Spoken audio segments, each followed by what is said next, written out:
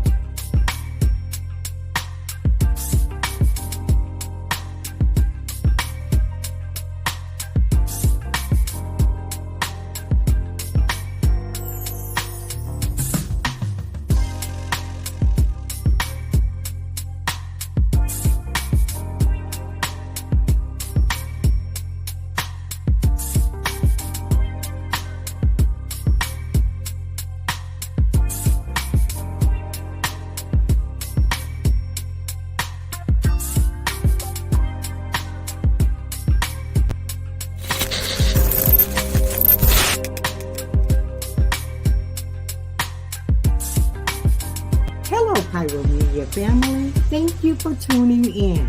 If this is your first time joining us, welcome. We hope your experience with us is fruitful. While we are loading your experience, please do us a quick favor and hit that like button from whichever platform you're watching or listening on. And we do hope you consider hitting that subscribe or follow button so you can check out more of our amazing content. All right, let's start the show.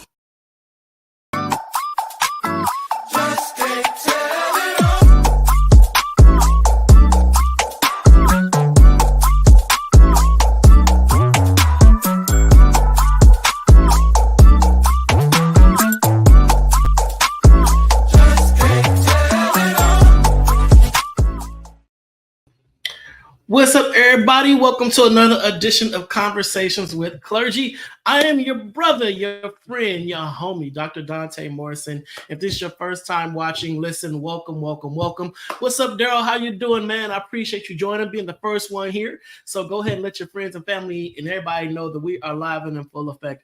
Conversations with Clergy is a very intimate and raw and candid discussion about ways that the faith community can become more involved in conversations about sexual health and wellness from an all-inclusive approach. Yes, I know that may be a tiring subject. It may be wearing people out like, oh my God, Donta, why are you still talking about this? Because the change has not happened yet.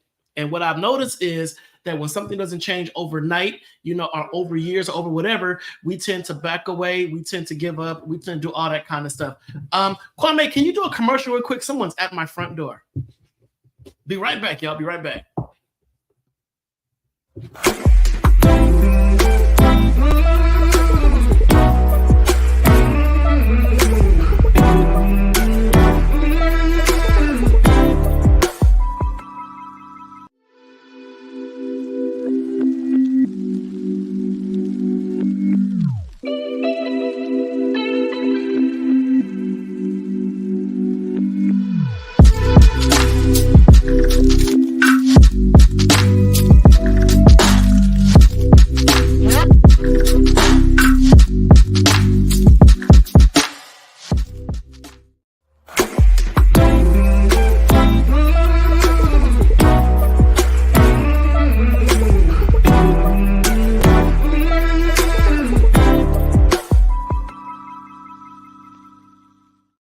Not only were they at my door, he was banging on my gate like the police. And all it was a solicitor.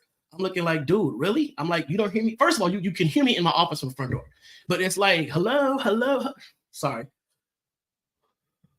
Conversations with Clergy is about discussions. It's really going to just bring attention and awareness to ways the faith community can best elevate their approach to talking about sexual health, which is a very taboo topic within many places of worship because most people subscribe to a certain practice, certain behavior, certain position, and it may throw them off to talk about anything outside of that. So this show brings leaders from across the country, faith leaders from across the country to just sit and have conversation with me about how do we improve that? How do we change that? Because if you have not noticed, the Black church specifically is under a radar.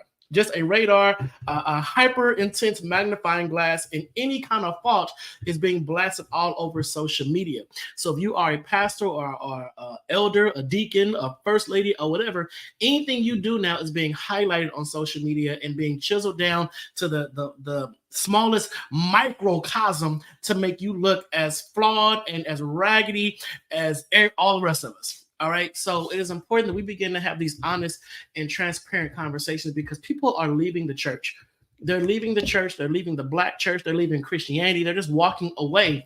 And it's not because they don't love God. They're just tired of the hypocrisy. So this show really is combating the hypocrisy and trying to find ways that we can bridge these gaps to really improve how we worship, improve how we love each other, improve how we love God, improve how effective the church is in community and all that. So for me, it's an important conversation. And I want to give shout out to Church One Ministries, who really helps to sponsor Conversations with Clergy. But our big juggernaut behind this is the HVTN, the HIV Vaccine Trials Network. Yes, Church One, give it up, but the HIV Vaccine Trials Network is the reason why Conversations with Clergy exists. If you have not learned about the HVTN, Google the HVTN, visit the HVTN, do yourself a favor, go to www.hvtn.org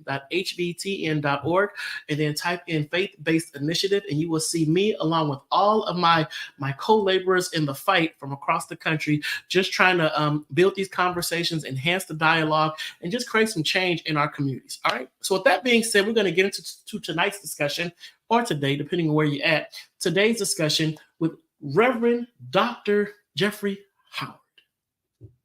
Yeah, he got a lot of titles. Brother got a lot of titles, but he is no stranger to the show. He is down in, is he North or South Carolina? Which one are you? He gonna let us know. But he has been doing this work. He has been on Conversations with Clergy, but is also a HBTN faith consultant. I mean, he does the work in the field. He goes out there and really just sparks these conversations, sparks dialogue. But he too is ready to see some changes in our spaces of worship. So with that being said, please, without further ado, welcome back to Conversations with Clergy. I almost said the Donta show. Oh, I miss it. Conversations with Clergy, Reverend Dr. Jeffrey Howard.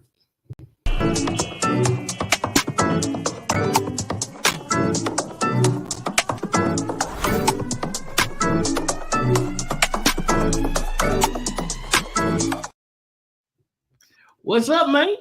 How you doing? Good to see you, man. How are you? Hey, let's make this happen. Let's make this happen. And that's South Carolina. South Kakalaki? It's South Kakalaki. I love it. Hey, man, so, I like having you on the show because we can keep it 100. We don't have to go all around the mulberry bush and try to figure out the best way to talk about this or how do we address it.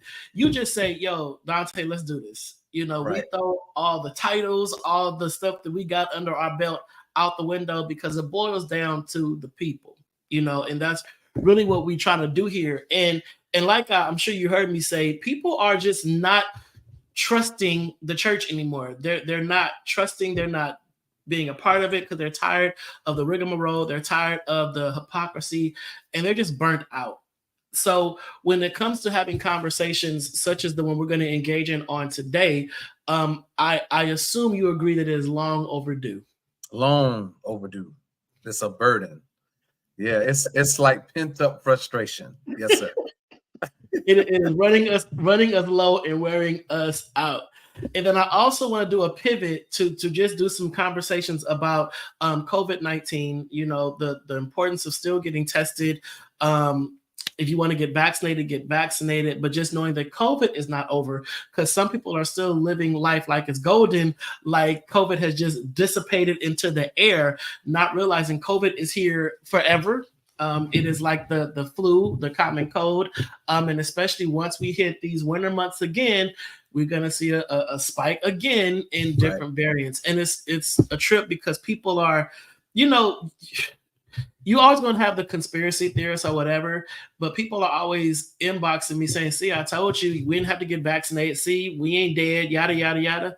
Okay, glory be to God. You didn't die.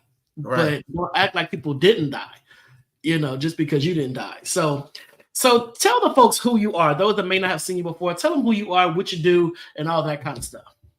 I am the Reverend Dr. Jeff Howard. You can just call me Jeff. I go by many titles, but the greatest one that I do carry is the title of Dad. I am a proud father of 2 energetic children. Hudson, who is 3, who will be 4. Also, I have my beautiful daughter, Elizabeth, who we affectionately call Ladybug. She is 7, soon to be 8. So I'm back and forth with them. I joyfully serve at the Trinity Baptist Church on their health and wellness staff, and also in their recovery department with Celebrate Recovery. I'm an HBTN faith consultant, and I'm just out in my community trying to make a difference in the upstate of Greenville, South Carolina, Anderson, South Carolina, Easley, and Clemson. And if I'm not doing that, I'm always traveling to try to figure out where I can get the best seafood and crab legs. So if I'm not on the road one way, I'm on the road on the other way. Well, I'm assuming you're in a great area to have that, the seafood and crab legs, because what I'm hearing is down south is where it's at. But then I also hear that you're down south, but your down south is different than the Atlanta down south. It's always a headbutt. So I'm on the West Coast, so I don't know which one of y'all is really down south. I would say, don't tell nobody, but I would say Atlanta is a little more down south than South Carolina. But I get my seafood in various spots. But somebody said Alabama has the best seafood. Yeah, I would say South Carolina tops Alabama. I love it, man. I love it. Hey, so let's dive into it. Let's dive into it. I think it is time that we just have a conversation. So, what you being, and you talked about your daughters and a father. And first of all, happy pre-Father's Day. Appreciate you. Thank you. I'm not gonna do that. What's up, Fred? How you doing, bro? I'm not gonna do that because I think we do a disservice to the dads, the wonderful dads out there, by kind of glazing over Father's Day. If we miss Mother's Day, trust America will burn. When I say these women will riot, they will riot. But they looking like, well, it's just Father's Day. No, it's not just Father's Day. It's not just Father's Day. If you didn't meet this man in whatever capacity, you would not have not near one of them cheering. So that's right. don't discredit fathers like y'all don't need much. No, y'all need to be recognized and acknowledged. I love seeing you with your daughters on social media. I feel like they mine. That's right. It takes a village. I'm like, yo, it takes a village. I'm like, yo, whatever you need, hey, I got you. Just cash out here.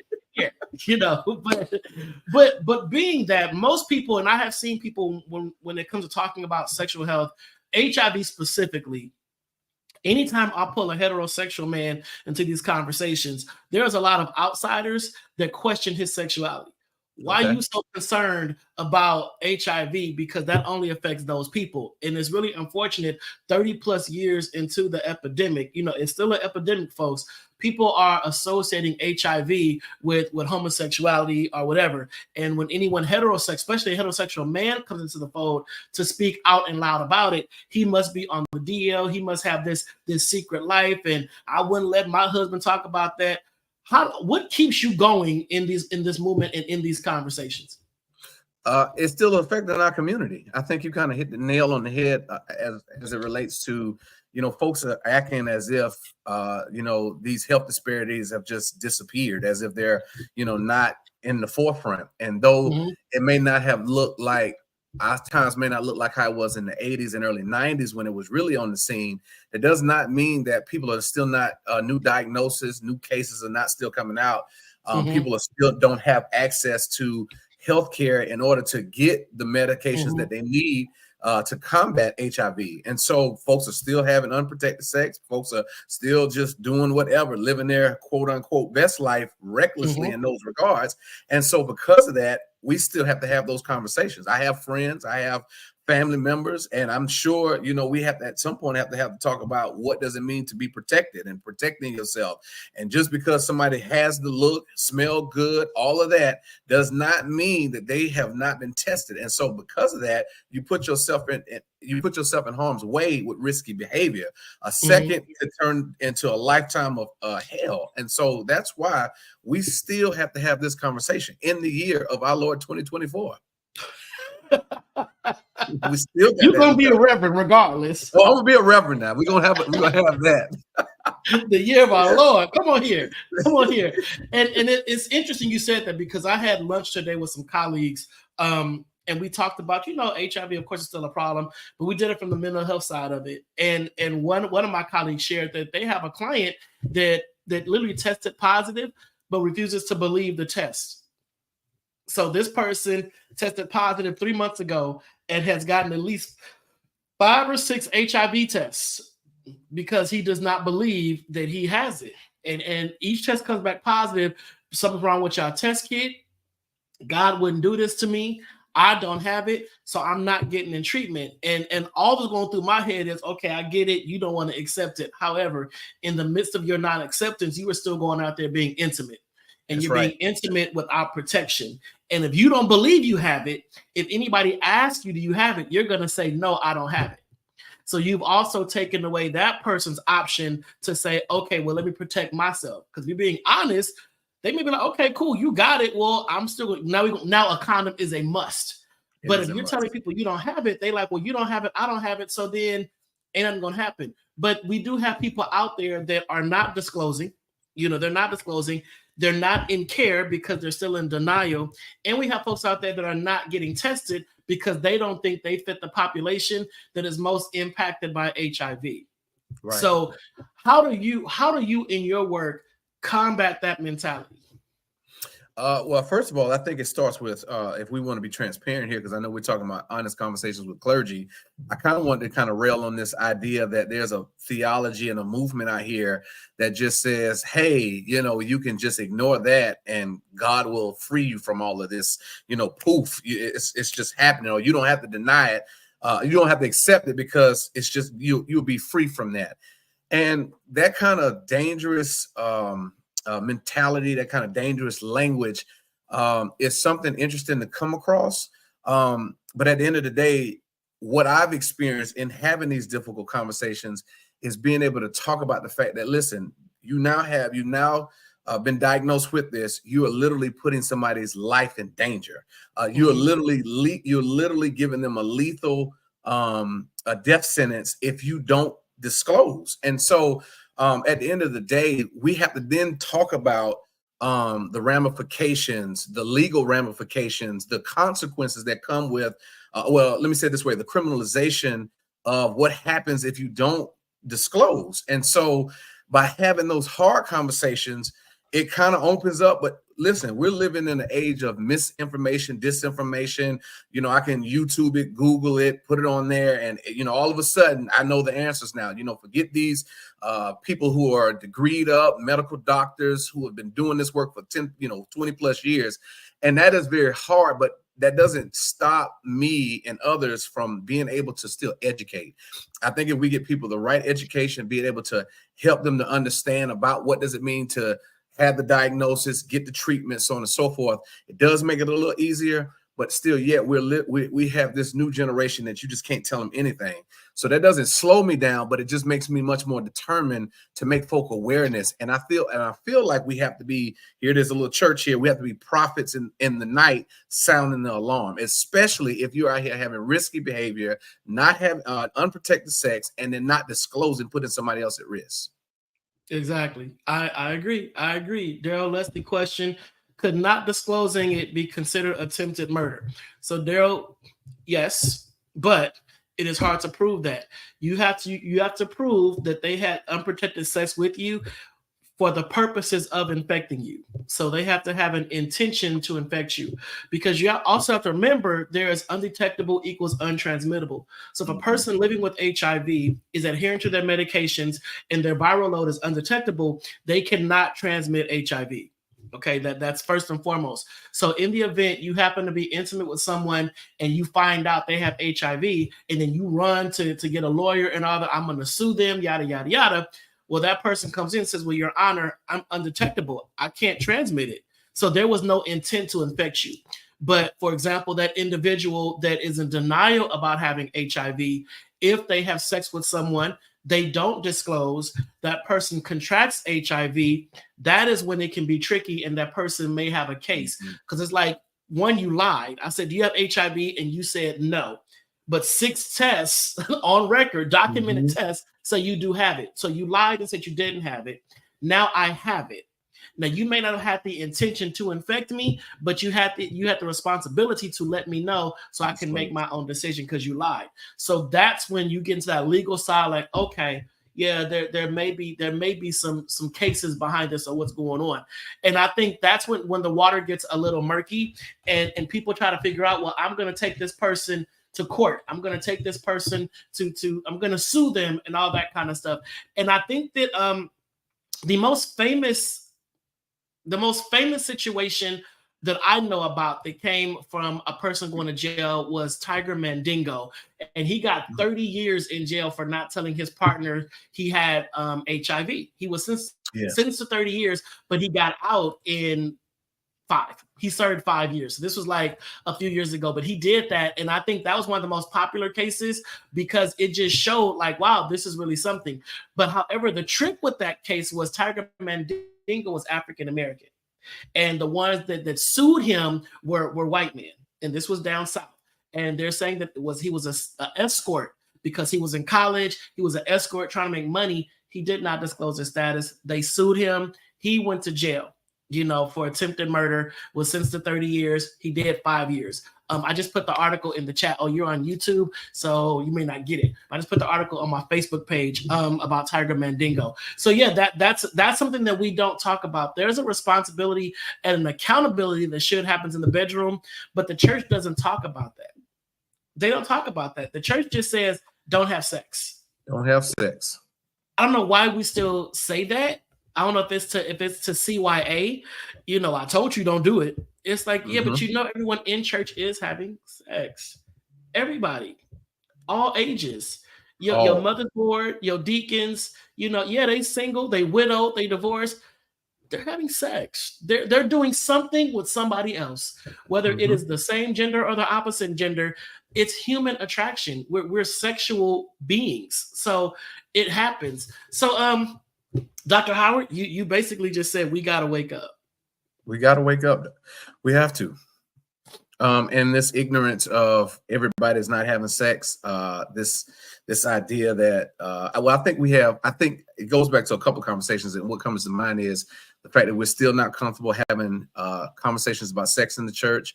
We refuse to talk about sexuality in the church. We are ducking and putting our head in the sand as if these rates and statistics are not still climbing. Particularly in South Carolina, we are still charting in the top 5. And so because of that, we must have this conversation. We can no longer pretend, and we cannot rely on other outside resources, organizations, or third parties to have that conversation. I believe it starts at home, and if you can't get it at home, then the church should be able to step in and have that conversation. Regardless, and not pretend as if we just got here from a bird, a stork, or we were just brought in from just on a cloth. Everybody's name was Mary. Everybody mama named Mary. Mama named Mary.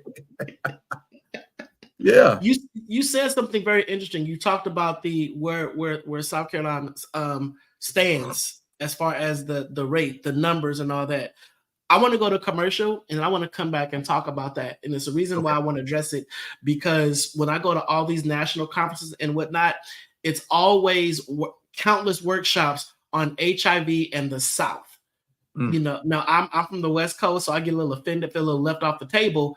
But there's something to be said about HIV down south, and I want to talk about that after commercial. So, we're going to take a quick commercial break, y'all. Don't go nowhere except to get some coffee or drink and come on back. We're going to do part 2 with Reverend Dr. Jeffrey A. Howard on Conversations with Clergy.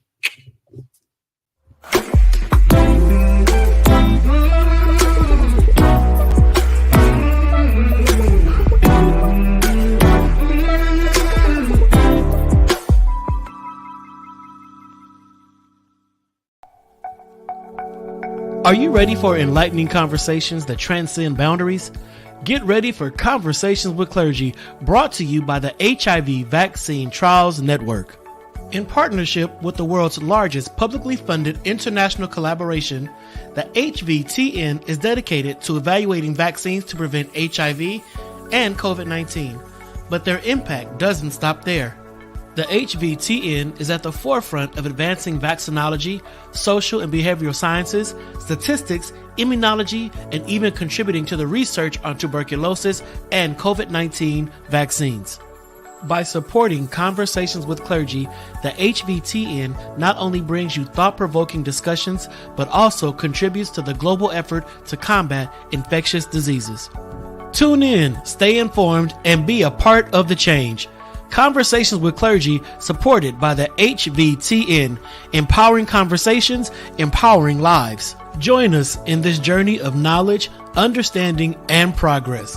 Conversations with Clergy, proudly brought to you by the HIV Vaccine Trials Network, because together we can make a difference.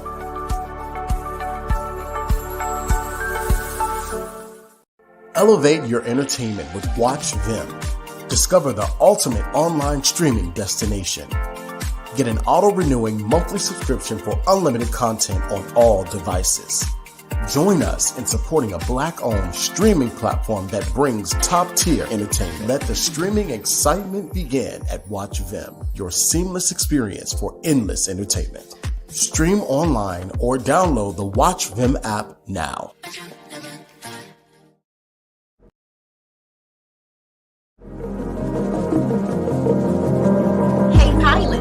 Did you know that you can now catch the electrifying sounds of Bulletin Flight Radio anywhere you go? Yes, you heard it right. Tune in to the high-flying beats and soaring melodies by downloading the TuneIn app on your mobile device. Just search for Bulletin Flight Radio and hit play. It's that easy. And if you have a smart device like Alexa or Google, just say, "Hey Google," or "Alexa, play Bulletin Flight Radio on TuneIn." Experience the rush of adrenaline wherever you are. Listen to Bulletin Flight Radio on TuneIn using your Alexa or Google devices. Soaring through the skies has never sounded this good. Don't miss out on the ultimate musical journey. Tune in now to Bulletin Flight Radio on TuneIn and let the music take you on an unforgettable ride. Get ready to elevate your listening experience. Brought to you by Bulletin Flight Radio.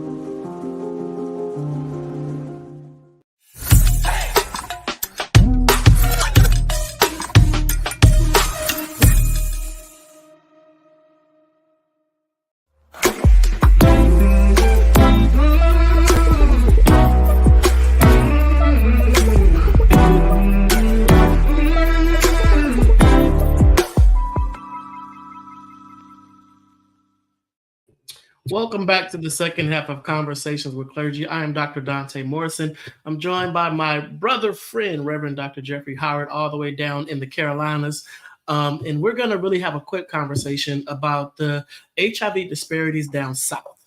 And many of us, I can say, live in privilege that's on the West Coast or in states where we have just better access to care and we can navigate the medical system a lot easier and a lot more effective. So I'm going to ask that you just listen to this really closely and understand what our brothers and sisters down south are experiencing when it comes to accessing care, accessing testing, and all that kind of stuff, because the Bible Belt is a totally different beast than more progressive, allegedly, states. So Dr. how is it down in your area when it comes to combating HIV?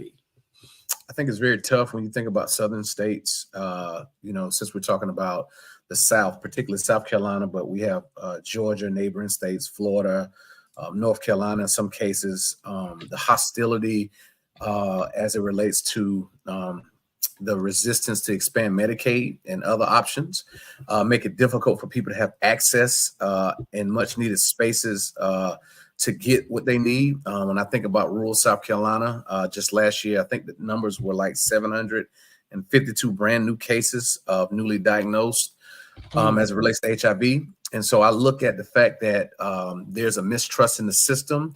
In some cases, there's no access to health care. There's no hospitals there. When I think about what we call the corridor of shame here in the low country of South Carolina, there is really obsolete of no hospitals, no things. So some people literally, in some cases, have to travel over 50 miles, sometimes 20 and 30 miles just to get to a basic healthcare provider. And so when we think about not having education, having those kind of things, resistance from state legislators to expand Medicare, it makes it that much more difficult. And when you put these scenarios, it's just a combustion element for newly diagnosed cases. And I think that is the part that people miss out on. Access to care is so important. So even if people are being safe and they're trying their best not to contract HIV, and they live in these regions of the country where accessing care is not easy. When I used to work for a pharmaceutical company as a consultant, and they would fly me all over the country, do talks about living with HIV and medication adherence. And I was shocked when I would get to certain cities, specifically in Louisiana, Mississippi, certain parts of Ohio. And they were telling me, yeah, well, Donta, that's all fine and good, but the clinics in our area don't have any HIV specialists. They have no doctors. So we have to literally wake up in the morning at like 6 a.m. to make a 9 a.m. appointment. And just imagine you're en route to your appointment. You've been driving 2 hours. Then they call you and say, oh, we need to cancel your appointment. Can you come tomorrow or whatever? But you've taken a day off work.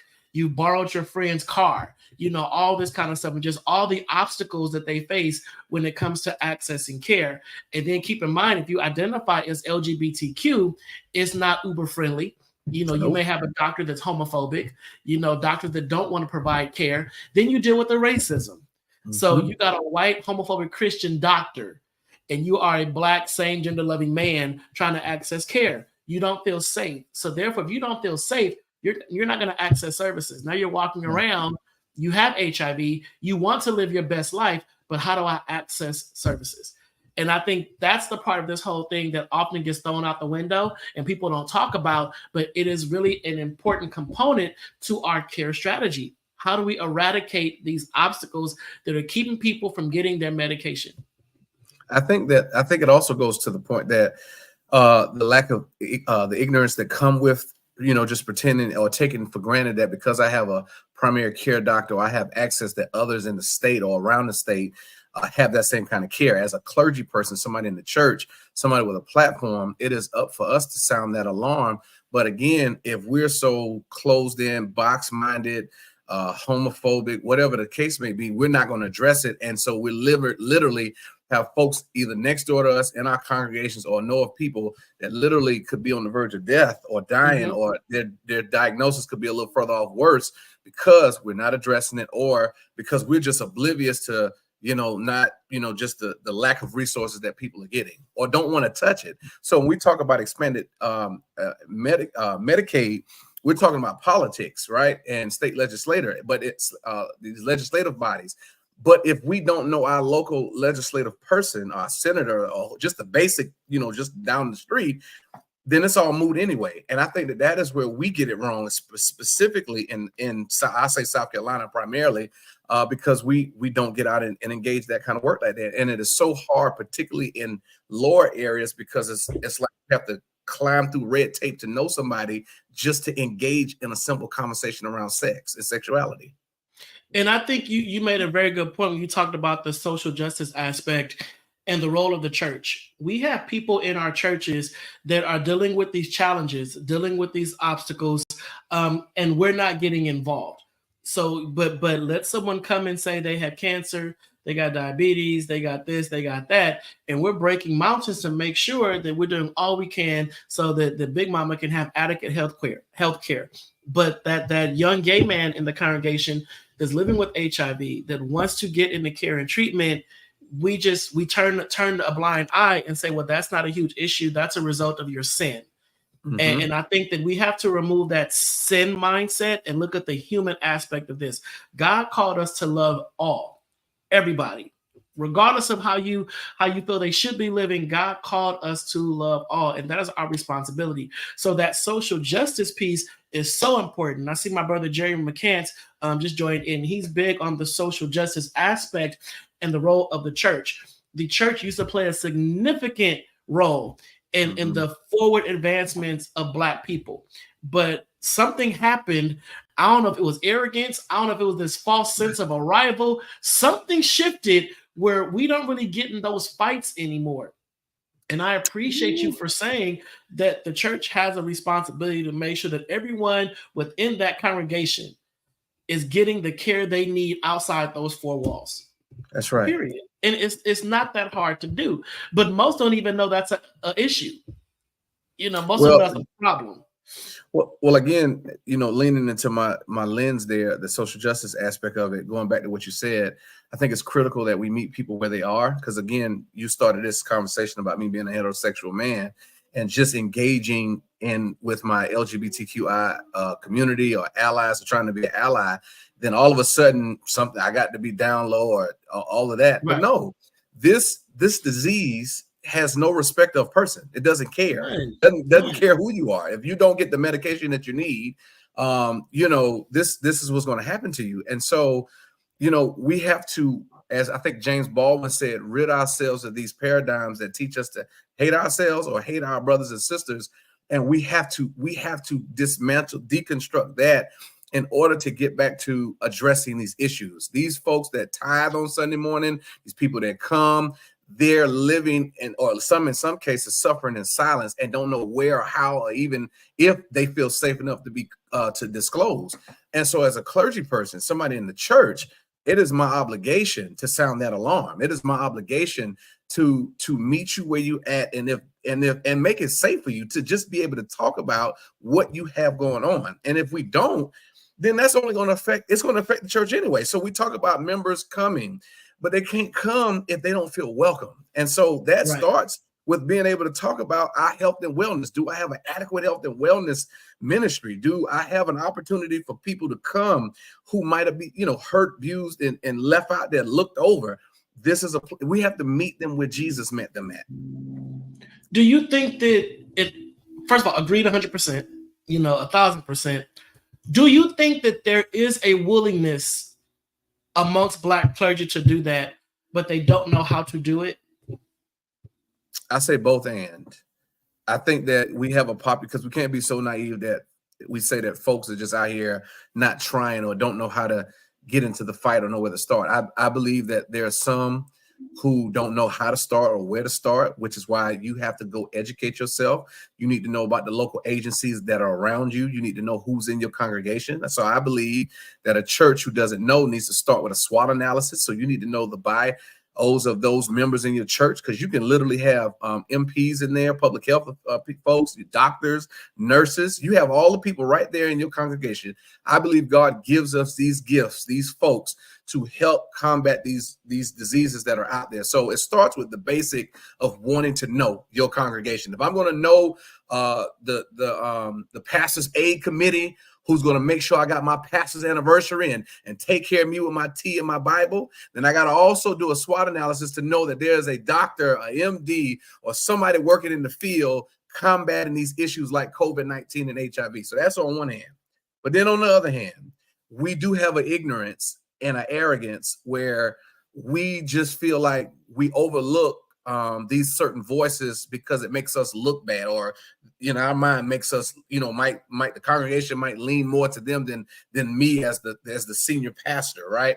So I think about, shout out to Dr. Bambi Gaddis and others, where these voices get silenced or not even acknowledged because we don't want to talk about sex. Again, going back to, we're going to have to beat this horse. We don't want to talk about sex in the church. We have this we do this what I like to call a theological malpractice and an understanding of what sex is, right? And so we butcher people and we say, okay, hey, they have HIV, so that's a sin of their consequence. And so we just leave them out there to die. We don't ever talk about it, and we just move on to something else. We have this idea that if we are addressing it from a social justice lens, that it becomes too Black. But then as we think about the people we're pastoring, in some cases, it affects at least 15% of our congregation. So there's an arrogance that we don't have a responsibility to the people that we're leading and shepherding, or as an associate minister, helping to navigate the conversation to help those in the congregation. So I believe there's folks that on one hand don't know, but then there's an arrogance on the other hand of folks who do know and choose not to say nothing. And we're just as guilty if we don't say nothing.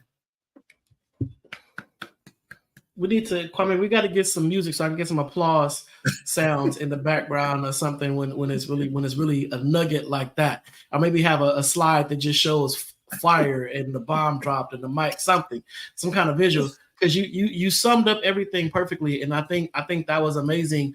Just how you unpack that is so important that we begin to have these conversations, which is what I started this show for, to really address these conversations, to give people such as yourself a platform to speak truth to power, and to let people have something that's out there. They can come back and look at this 3 weeks from now, and your words you just said will still be relevant.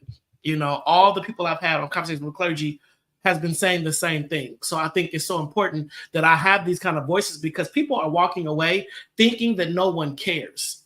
You know, and I think that's the huge disservice. That's what's up, Dejan. That's what I'm trying to break. So thank you. You want to say something real quick? We got 3 minutes up on the show. We're going to pack this all up. Go ahead. Okay, well, I just want to throw this in there real quick, because as I was talking, I thought about the fact that this work is dangerous. So I have to think about my clergy folks who are in denominational systems where they can't speak out, right? So if they speak out, they lose their church, or they lose their livelihoods and their families. So I would say in some cases, I think that in some cases that they can't speak out because of that as well. So I just want to throw that caveat as well. Yeah, that's terrible. You got people that have a heart for people, but can't talk about the needs of people because the denomination will kick them out, take their house, fire them, blackball them so they can't get a job nowhere else. That's sad. That is terrible. And that is why so many people are walking away from organized religion. And it's unfortunate when this is your bread and butter, but your tongue is bridled. And you have to be this machine speaking on the behalf of a broken system. And I think that's just atrocious. And it's a disservice to the faith, you know, and I don't think God is a part of that. God is not pleased by that, because people are dying, and we're going to let them just die because it goes against the bylaws of the denomination. Really? That's what we're doing? So, yeah. Hey, Dr. Howard, listen, if I can get you once a month, I wish I can just lock you in for once a month, you know, on the show. You come on, you co-host with me. I get some other clergy on here, and you just doing your, man, we're going to talk about that bit, because I think what you're saying nuggets, and I love how you were breaking down this misnomer about the South. Like, y'all got all that y'all need, because you don't. You know, and I think it's important that we continue having these conversations. Listen, everybody, to learn more about the HVTN Faith Initiative, please visit hvtn.org, because the Faith Initiative is a national program involving faith ambassadors across the U.S. who connect with diverse faith communities. We share the most current evidence-based information regarding HIV, vaccines, and antibodies being developed and tested in clinical trials for HIV prevention and treatment. We have people of the Baha'i faith, we have Islam, we have Buddhist, we have Christian, we have thanks, Joe, appreciate you, man. We have the different faiths as a part of the Faith Initiative, because we believe that it's all of us in this work together. So, Dr. Howard, give us some closing comments, and then I'm going to wrap it all up in a nice bow. Certainly. Thank you, Dr. Donta, for allowing me to share this platform. As we like to say here, make sure you get tested. Make sure you know your status. Make sure that if you're feeling unsafe and don't know, look for some local organizations near you. There are folks doing this work. Don't give up on the church. There are a few prophets still left trying to sound the alarm. I love you. If you want to follow me, I'm on social media. Connect with me. And if I can do anything else to point you into the right direction, I believe that I'm a resource to point you to resources.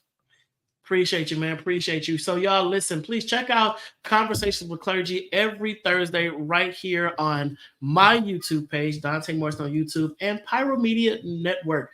Every Thursday, check us out. You may see a live, you may see a pre-recorded, but whatever the case may be, it's going to be something new that's going to be dropping. So I hope this was informative for you on today. I hope you learned something. I have a conversation coming up that's going to talk about BNABs, broadly neutralizing antibodies that are being formed to help combat HIV. So we're talking about combating HIV. All right. So BNABs is going to come up. So get ready for that one. I have a lot of other special guests is going to be on the show. It's going to surprise you and be like, oh my God, wow, this is amazing.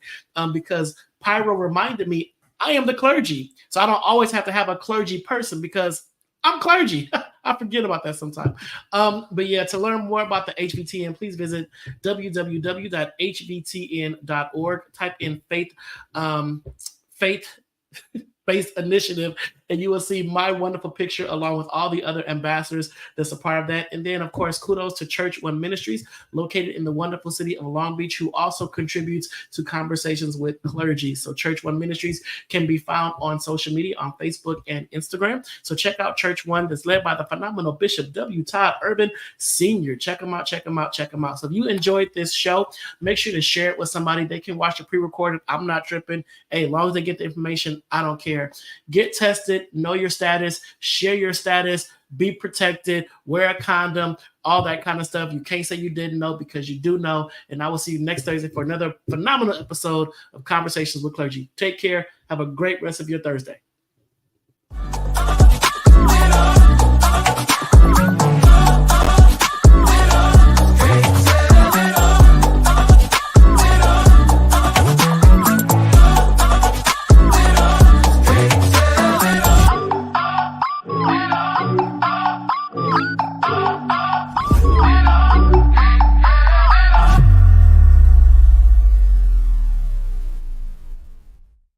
Thank you for watching Pyro Media Network.